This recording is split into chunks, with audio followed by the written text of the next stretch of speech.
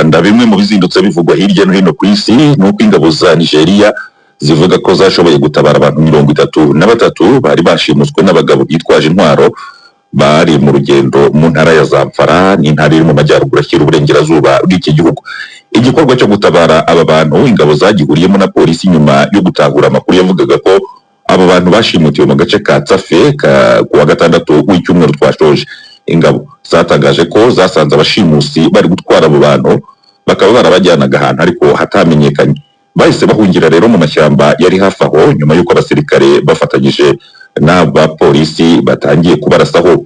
Umuvugizi w'ingabo za Nigeria Lieutenant Colonel Aliyu Danja yavuze ko bitari byamenyekana aho aba bashimusi bakomeje kujyana abo bantu rero mbere y'uko igisirikare kibasanga mu gace cyabafatiyemo. Mu yandi makuru nuko mu gihugu cy'Ubushinwa abantu barenga miliyoni 1 bimuwe mu byabo mu burasirazuba bw'igihugu harimo n'abatuye mu mujyi wa Shanghai kubera inkubi y'umuyaga ikomeye yiswe Dolphin. Amakuru Radio Rwanda yakuye kuri Zinonet n'ibiro ntaramakuru by'Abashinwa ndetse n'ibindi bitangazamakuru avuga ko ejo ku cyumweru nimugoroba iyi nkubi yiswe Dolphin yari yageze ku butaka bwa mbere mu mujyi wa Yuan mu ntara ya Zhejiang. Ibipimo byerekana ko yari ifite umuvuduko w'ibirometero 150 mu isaha, ukaba umuyaga wakomeje gukwira cyane mu duce duturanye n'iyi ntara ku buryo nyuma y'isaha imwe yari yanageze hakurya mu mujyi wa Wenzhou. Iyi nkubi yari ikaze cyane kubera ko urebye nk'amashusho mu kanya twahoze tureba yerekana amazi y'inyanja yiterera umusozi n'imbaraga nyinshi. Ibi bizwi nk'imivumba ni ikiza gisa n'icyateye igikuba cyane kubera ko ayo mafoto n'amashusho yerekana inyubako zaguye, ibiti byakundukanye n'imizi yabyo bikitura mu muhanda n'abantu biruka amasigamana. Ikindi, inkubi y'umuyaga yahagaritse ingendo nyinshi mu karere ku buryo nko mu mujyi wa Shanghai honyine ingendo z'indege zigera ku 1400 zabaye zihagaritswe. Naho raporo y'ikigo kishinzwe ni raporo y'ikigo cy'umuryango w'Uburayi gishinzwe gukurikirana imihindagurikire y'ikirere yerekanye ko ubushyuhe bw'amazi yo mu nyanja ku isi bwageze ku rwego rwo hejuru mu kwezi gushize. Iyi sura abahanga bo muri iki kigo bavuga ko ishimangira ko ku buryo budashidikanywaho ko El Niño izabaho kandi bigatuma amazi yo mu nyanja ya Pacifique yo mu turere dushyuha n'ubundi ngo arushaho gushyuha cyane. Iyi raporo kandi ivuga ko ubushyuhe mpuzandengo bw'amazi yo ku buso bw'inyanja mu nyanja ziri hagati ya dogere 60 mu majyepfo na dogere 60 mu majyaruguru bwageze kuri dogere Celsius 20.96 mu kwezi gushize. Iki gipimo ngo nicyo cya mbere kiri hejuru cyabonetse mu kwezi gushize ugereranyije n'ukwezi nk'uko kuwa mu mwaka wa 2023. Amazi yo mu nyanja ikikije Uburayi nayo ngo yarashyushye ku buryo budasanzwe. Raporo y'iki kigo ikavuga ko mu nyanja ya Atlantika no mu gice cy'uburengerazuba bw'inyanja ya Mediterane habonetse ubushyuhe bwo ku rwego rwo hejuru muri uko kwezi nyine kwa karindwi. Hanyuma ibi byose rero bikaba bikomeza kugenda bihuzwa n'imihindagurikire y'ibihe, aho leta z'ibihugu na guverinoma zikomeza guhamagarirwa kugira icyo zikora kugira ngo hagabanywe iki kibazo. Minisitiri w'Intebe wa Israel Benjamin Netanyahu yavuze ko ingabo z'igihugu cye zitazava muri Gaza igihe cyose Hamas izaba itaramburwa intwaro zose. Ibi bisobanuye ko Israel yanze umugambi muke wa Leta Zunze Ubumwe za Amerika ugamije gushyira mu bikorwa icyiciro gikurikiraho cy'amasezerano y'amahoro muri Gaza, asaba ko umutwe wa Hamas ubanza gushyira hasi intwaro zawo zose mbere y'uko ingabo za Israel zikurwa muri ako gace. Netanyahu yavuze ko ingabo za Israel zitazigera na rimwe ziva muri Gaza rwose kugeza igihe Hamas izaba yashyize hasi intwaro zayo mu buryo bwa nyabwo, kandi ko ngo zizakomeza gukumira ibitero bishobora kwibasira ingabo za Israel cyangwa abaturage bayo. Tukiri muri ako karere kandi, Oman yo yavuze ko ibiganiro yise byiza biri gukorwa na Iran ku masezerano agamije gutuma inzira y'ubwikorezi bw'amato inyura mu mubara wa Hormuz ibasha kongera gukoreshwa mu mutekano ngo biri kugenda neza. Gusa Tehran ikavuga ko nubwo ayo masezerano yanagerwaho ngo bitazahita bituma uwo muyoboro w'amazi ufungurwa gutyo gusa. Ejo bundi kuwa gatandatu impande zombi zari zatangaje ko ibiganiro biri kugenda neza yego, ariko hakaba hataramenyekana igihe nyacyo amasezerano kuri iyo ngingo nayo ashobora kuzarangirira. Minisiteri y'Ububanyi n'Amahanga ya Oman yasabye kandi ko habaho kwirinda ibitero ku bwato kubera ko bishobora kubangamira imigendekere myiza y'ubwikorezi bwo mu mazi. Reka mu kanya tugaruke n'amakuru y'imikino.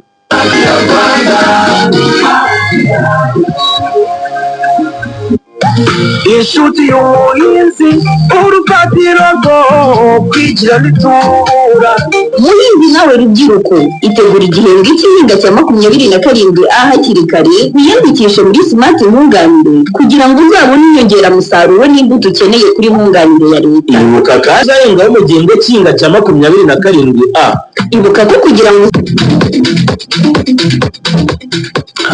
nabyumvise mu kirango ko twinjiye mu makuru y'imikino. Filimo waramutse nanone? Waramutse neza cyane Ale. Za ngingo ziramburane n'andi makuru. Yego murakoze cyane. Ikipe ya Rayon Sport yatangaje ko yaguze myugariro mushya w'umunyakote d'Ivoire yitwa Mohamed Ouattara. Uyu musore rero akaba yarakiniye ama equipe atandukanye arimo Wydad Casablanca yo mu gihugu cya Maroc, akinira Simba yo mu gihugu cya Tanzania, Al Hilal yo mu gihugu cya Sudan ndetse na Al Aina yo mu cyiciro cya mbere muri Leta Zunze Ubumwe z'Abarabu. Iyi kipe kandi iherutse kwegukana igikombe cya Sekafa Kagame Cup. Perezida wayo Murenzi Abudara ndetse na komite yose bafatanyije kuyobora iyi kipe bakiriye ku meza abakinnyi bayifashije gutwara iki gikombe, barabashimira.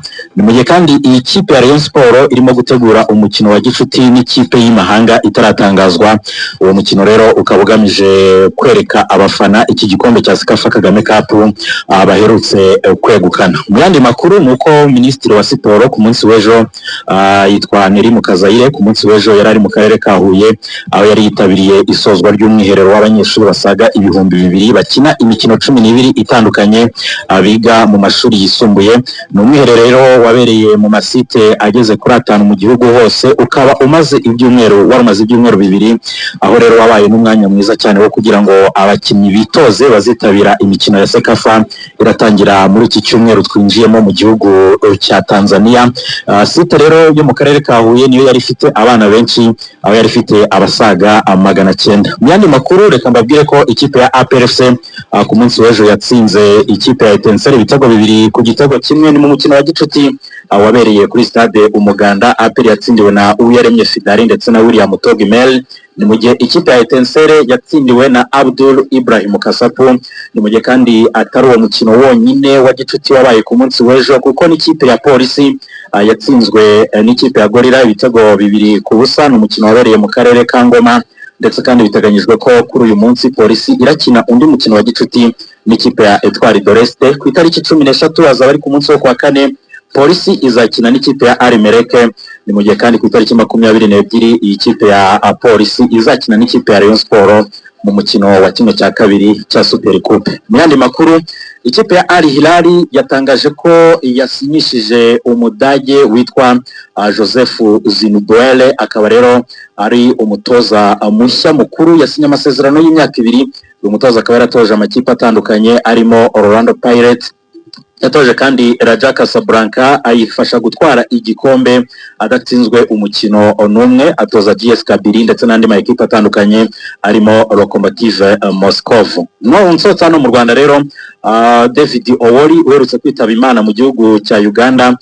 Polisi y'iki gihugu yatangaje ko abagabo 2 barimo Munyaneza Bashir uzwi nka Jomo, ubwo n'akazina ko mu ikaritsiye, ndetse na Mogaba Samuel aribo batawe muri yombi, bakaba bakekwaho rero uruhare mu rupfu rw'uwari kapiteni wa Soka Villa Club. Sohotse hano mu Rwanda, twihuta cyane. Resegre di Congo ku munsi w'ejo yatsinze Yanga kuri Yanga Day ibitego 2-1. Ni mu gihe kandi muri kimwe cya kabiri cy'igikombe cya Resegre di Congo nimwe yatomboye na APRFC muri Champions League. Yego cyane rwose, bizahura mu ijonjora ry'ibanze rya CAF Champions League. Niyo yatsinze rero ikipe ya Yanga ejo ibitego 2-1.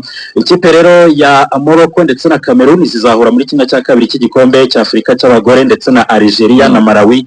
Iburayi rero nuko Marc Cucurella ndetse na Jude Bellingham utibagiwe Kylian Mbappe baratangira imyitozo. Reka nsoreze kuri ikipe ya FC Barcelone yamaze gutangaza ko iki cyumweru twinjiyemo aricyo cya Rodriguez Kante. Ama equipe yombi yamaze kumvikana. Ese mediane y'umuntu witwa Rodriguez Kante ndetse na Pedri Gonzalez bizaba bimeze bite? Reka tubihanga amaso Ale. Yego urakoze cyane. Reka duhite twakira na mugenzi wawe Salomo Uwishema nawe tubwire ibigezweho mu makuru y'imyidagaduro.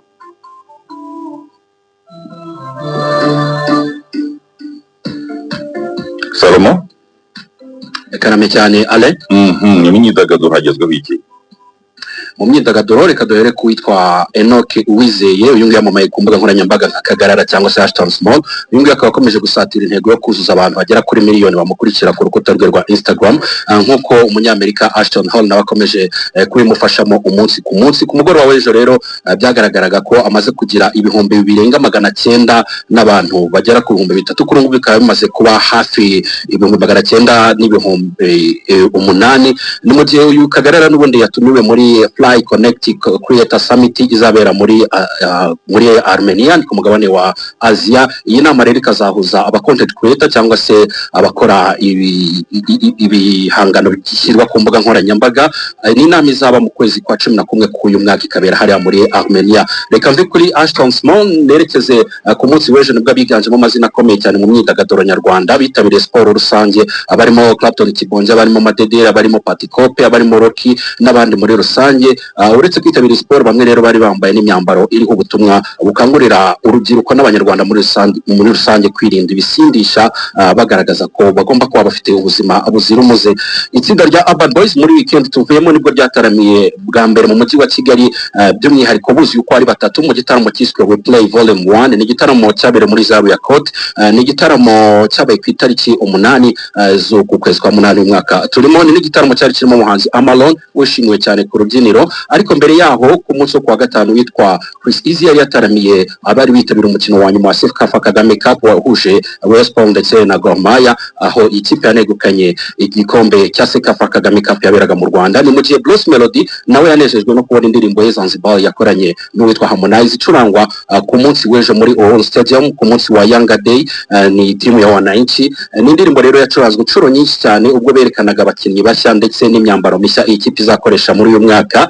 Ntago ari inkuru nziza ku bakunzi b'umunyarwenya nta wundi yitwa Mitsutsu. Ku munsi w'ejo nibwo yaherekeje murumuna we Desire uretse kwitaba Imana.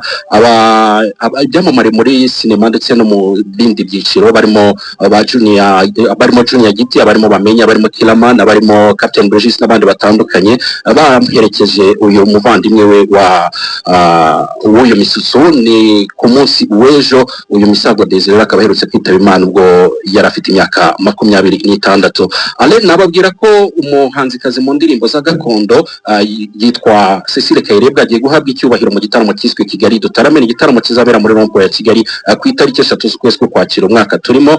Ni igitaramo azahuramo n'abandi bahanzi batandukanye bafite amazina akomeye by'umwihariko mu muziki w'umuco nyarwanda, ari nako Rwanda Shima Imana itegerejwe ku itariki 16 z'ukwezi kwa 8 umwaka turimo. Abahanzi mu ndirimbo zo kuramya no guhimbaza Imana barimo Aime Uwimana barimo Papi Clever Aline Gahongayire n'abandi batandukanye ni bamwe mu bararikiye abantu kwitabira iki gitaramo. Hanze y'u Rwanda nababwira ko witwa Sheila Gashumba yamamaye cyane ku mbuga nkoranyambaga ndetse no mu gutegura ibitaramo yavuze ko atifuza ko ubukwe bwe bubera muri Uganda ahubwo ko bwabera ku mugabane w'i Burayi. Ni mu gihe Ayana Kamura ndetse n'umukunzi we Royal Cartom yamwambitse impeta mu ibanga rikomeye. Ni ibirori byabaye muri weekend tuvuyemo. Nsoza nababwira ko uwitwa Shensia uyu nguyu yahagaritse igitaramo yagomba gukora ku munsi w'ejo ku cyumweru ku munota wa nyuma. Ni igitaramo agomba gukora ku kirwa cya Weniyo byatewe n'uko ngo yafashe ibiribwa bimumerera nabi mu nda. Iki gitaramo gihagarikwa ku munota wa nyuma. Ale nabansoreje aho ngaho, ibindi twabigarukaho mu makuru yacu ari imbere. Turagushimiye cyane. Reka rero nanjye mbere yo gusohoka muri studio mbibutse ko ambasade y'u Rwanda muri Leta Zunze Ubumwe za Amerika yatangije ibirori byo kwizihiza umunsi w'umuganura, bikaba bibimburira bizakomeza kubera mu miryango itandukanye y'abanyarwanda batuye muri icyo gihugu. Abanyarwanda barasabwa gukomeza kugira uruhare mu iterambere ryarwo.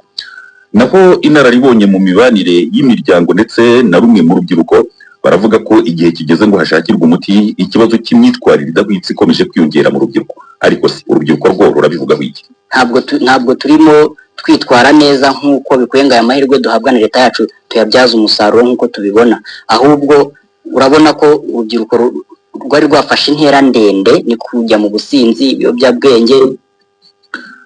Twabyumvise muri aya makuru. Twanababwiyemo ko kandi ingabo za Nigeria zavuze ko zashoboye gutabara abantu 33 bari bashimuswe n'abagabo bitwaje intwaro ubwo bari mu rugendo mu ntara ya Zamfara.